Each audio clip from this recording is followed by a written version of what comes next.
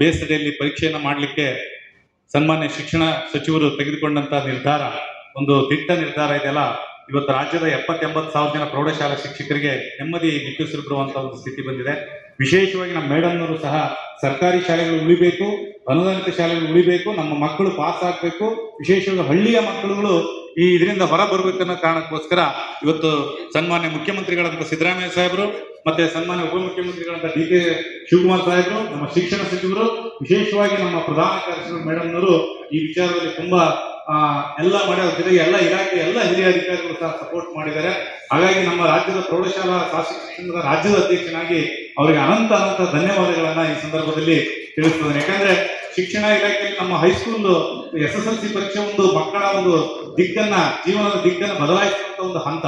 ಆ ನಿಟ್ಟಿನಲ್ಲಿ ನಾವು ಮೇಡಮ್ ಜೊತೆ ಸುಮಾರು 4-5 ಬಾರಿ ಮೀಟಿಂಗ್ ಮಾಡಿದಾಗ ಸಾಹೇಬ್ರು ಪರ್ಮಿಷನ್ ಅನ್ನು ಅವ್ರು ಕೇಳ್ತಾ ಇದ್ರು. ಸಾಹೇಬ್ರು ನಾವು ಬಹಳಷ್ಟು ರಿಕ್ವೆಸ್ಟ್ ಮಾಡಿದ್ವಿ. ಅವ್ರ ತಂದೆಯವರು ಒಳ್ಳೊಳ್ಳೆ ಕಾರ್ಯಕ್ರಮಗಳನ್ನ ಕೊಟ್ಟಿದ್ರು. ಅದ್ರ ಜೊತೆಗೆ ಆ ಕಾರ್ಯಕ್ರಮದಲ್ಲಿ ಇವತ್ತು ಸಹ ಸನ್ಮಾನ್ಯ ಗೋವಿಂದೇಗೌಡರು ಬಿಟ್ರೆ ಇವತ್ತು ದಿಟ್ಟಾದಂತ ನಿರ್ಧಾರ ತೆಗೆದುಕೊಂಡು ಹೋಗ್ಲಿ ನಮ್ಮ ಶಿಕ್ಷಣ ಸಚಿವರು ಅಂದ್ರೆ ತಪ್ಪಾಗ್ಲಾರ. ಇವತ್ತು ಗೊತ್ತಿದೆ ನಿಮಗೆ, ಕುಡಿಯೋ ನೀರು, ಉಚಿತ ವಿದ್ಯುತ್ ಅನ್ನು ಕೊಟ್ಟಿರ್ಬೋದು, 6 ದಿನ ಮೊಟ್ಟೆ ಕೊಟ್ಟಿರ್ಬೋದು, ಹೀಗೆ ಬೇರೆ ಬೇರೆ ಸವಲತ್ತುಗಳನ್ನು ಆಮೇಲೆ ಅತಿಥಿ ಶಿಕ್ಷಕರು ಕೊಟ್ಟಿರ್ಬೋದು.